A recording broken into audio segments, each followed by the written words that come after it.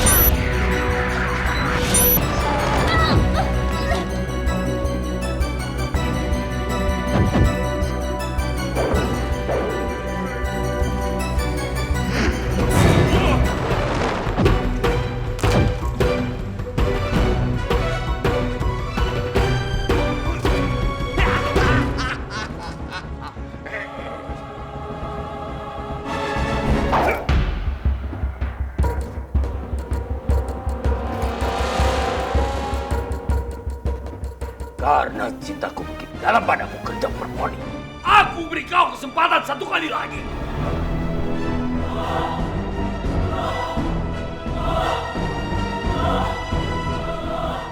Kalau kau menustai belas kasihku ini, aku tidak akan segan-segan habisimu.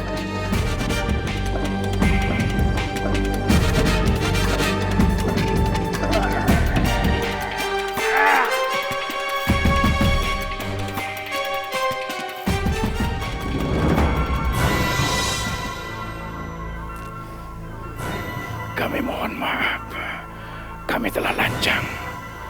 Tapi kami yakin Ratu Kidul sudah mengerti. Saat ini pusaka keempat keraton telah dilebur menjadi pusaka papat bongso, telah berada di tangan siluman lain. Siluman lain? Apa yang kau maksud, Prabu Giripati? Bukan. Kalau tidak salah dengar, dia menyebut namanya Tapak Lamatan, Penguasa Segoro. Baiklah, aku akan membantumu dan Cakataru. Biarkan aku yang mengambil sendiri pusaka papat bongso itu. Terima kasih Ratu Kidul. Tetapi bersabarlah.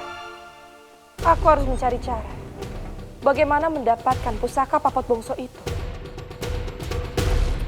Sekarang kembalilah kau ke tempat.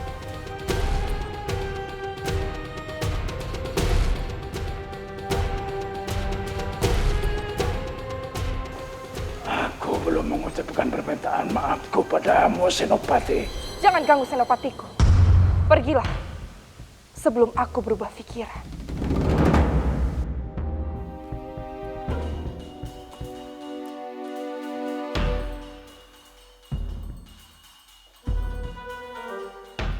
Cunomani, siapkan pemandian. Mari kita berendam dan menenangkan pikiran bersama-sama. Sendiko dawuh, Kanjeng Ratu.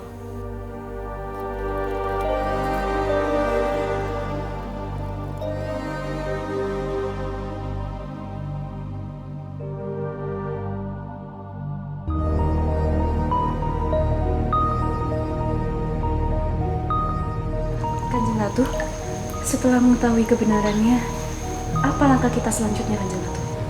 Seperti yang sudah kukatakan kepadamu sebelumnya, aku sendiri akan merebut pusaka papat bongso itu. Tapi apa tidak terlalu berbahaya, Kanjeng Ratu? Meskipun saya sendiri juga tidak mengerti kesaktian apa yang dimiliki oleh pusaka itu, tapi saya yakin pusaka itu mempunyai kekuatan yang sangat besar. Itulah mengapa aku tidak bergerak sekarang, Cunomani. Belum sampai 1 bulan berdagang, Anandia sudah menjadi pedagang kain yang terkenal, Raden. Dia terkenal sangat ramah dan baik, suka menolong pedagang yang lain, Raden. Bagaimana dengan keluarganya? Dia terkenal dekat dengan pemuda bernama Aryo dan seorang yang agak tua bernama Endaru. Dia tinggal di rumah sederhana di desa Waringin Pitu. Hubungan apa yang mereka miliki? Mereka tinggal bersama, Raden. Apa maksudmu dengan mereka tinggal bersama? Aryo dan Anandia adalah sebagai sepasang kekasih. Sudah, cukup sampai di situ. Sekarang kamu boleh pergi. Sebenarnya ada yang lebih penting, Raden. Apa itu? Pemuda yang bernama Aryo yang terpilih pada Sayembara pintu menuju Nirwana, yang memahat ke Temenggungan, Raden. Apa Raden sudah tahu?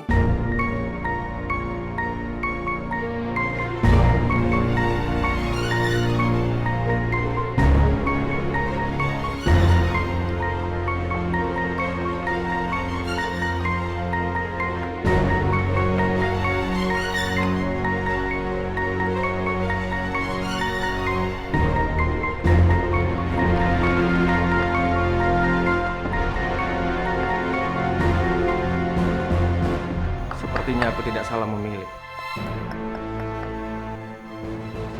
Aku Raden Fusena, calon temenggung dari Ketemenggungan ini.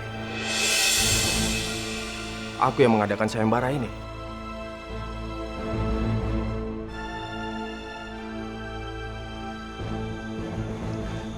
Maaf, ada masalah apa sehingga Raden dari Ketemenggungan datang repot-repot untuk menemui seniman? Aku hanya ingin mengawasin pekerjaanmu. Aku ingin tahu, kira-kira pintu menuju Nirwana akan kamu pahat seperti apa? Maaf Raden, apa Raden ingin mencampuri hasil karyaku? Tidak. Aku hanya tertarik. Lagi pula, sayembara ini berasal dari urusan pribadiku. Dan aku juga menyukaimu. Pahatan ini kupersembahkan untuk seorang gadis. Walaupun dia sudah meninggalkan dunia ini, tapi dia masih hidup dalam hatiku. Tapi tiba-tiba di suatu hari, dia muncul kembali di hadapanku. Apakah kamu tahu perasaanku seperti apa? Sang seniman, benarkah kamu bernama Aryo? Baiklah. Aku akan mengawasi pekerjaanmu dengan penuh ketertarikan.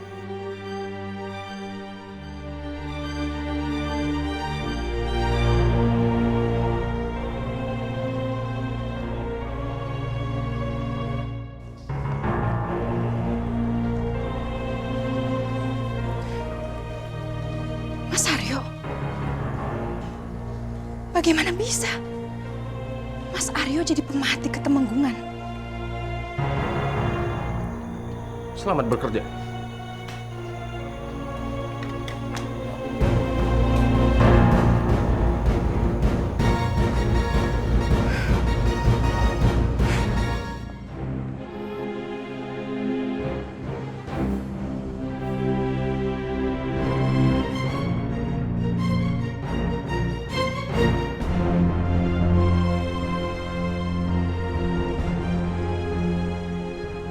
Mas Aryo? Sinta, bagaimana kamu bisa ada di sini? Sudah lama tidak bertemu. Aku kecewa, Mas. Sepertinya hanya aku yang suka melihat Mas. Tapi Mas tidak suka melihatku. Ayo, Mas. Kita bicara.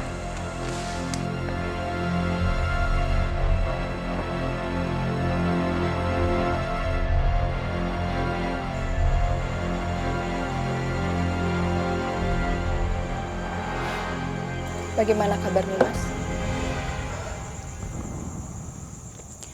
Cerita saja, Mas. Bagaimana kabar Nawangsi? Apa dia baik-baik saja? Nawangsi itu lucu ya, Mas. Bagaimana? Apa dia sekarang telah menyukaimu? Atau Mas hanya main-main saja dengannya? Jangan mengolok-olok Nawangsi, Sinta. Dia tidak tahu apa-apa. Maksudnya? Jangan pura-pura polos. Kamu yang membuatnya seperti itu. Semenjak kecelakaan itu, dia tidak ingat apapun. Aku memang tidak pernah berbuat baik kepadanya.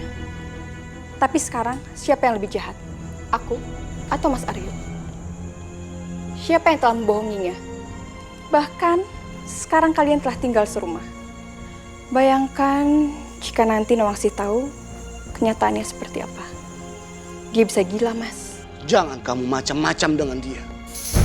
Kali ini, aku tidak akan tinggal diam. Atau melihat saja. Mas tahu Mas berurusan dengan siapa? Tempat Mas memahat itu di Ketemenggungan Bagawanta. Dan pria yang tadi bicara denganmu itu adalah Raden Fusena. Apa Mas lupa? Dia adalah orang yang tidak bisa hidup setelah Nawangsi meninggal. Dan dia adalah calon Temenggung. Jika Mas tahu itu, lalu kenapa Mas masih memahat di Ketemenggungan? Pergilah. Tidak ada lagi yang aku ingin bicarakan denganmu. Sebentar lagi aku akan bertunangan dengan Raden Fusena. Dan aku tidak ingin Nawangsi ikut campur. Kami pergi ataupun tidak. Itu bukan urusanmu, Sinta. Dan aku tidak akan pergi. Cuma untuk menghindar dari kamu. Tidak, kalian harus pergi. Ingat Mas, apa yang telah Mas lakukan. Aku memang menabraknya, tapi aku tidak membunuhnya. Dan satu-satunya orang yang telah merebut Nawangsi dari dunia ini, itu adalah kamu, Mas.